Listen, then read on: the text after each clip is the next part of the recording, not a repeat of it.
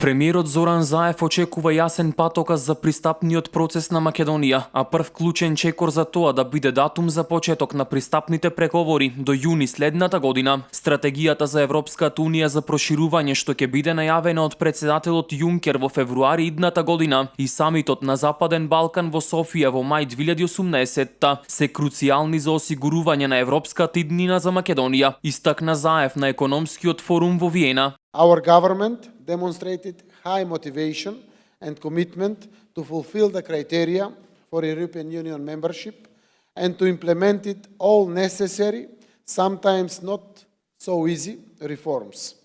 It also demonstrated the capacity and commitment in the closing open issues.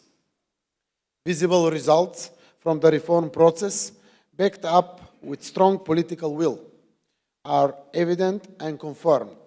We had free and democratic local election. The media reforms are prepared and open to public debate. Extremely important judicial reforms are to be announced and implemented according to suggestion of the international expert group led by Mr. Reinhard Priebe. The Ministry of Finance is working towards transparent and long-term budgeting. Many other reform processes are ongoing.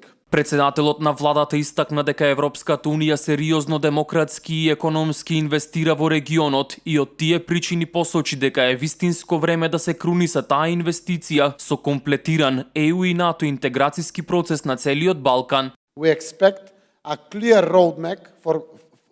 roadmap for Macedonia's accession process.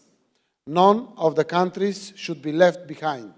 Leaving Macedonia without a clear outline for accession is not an option for us. The first important step should be a date for starting accession negotiation by June 2018, based on the results of our reform process through the Macedonia Reform Plan 369.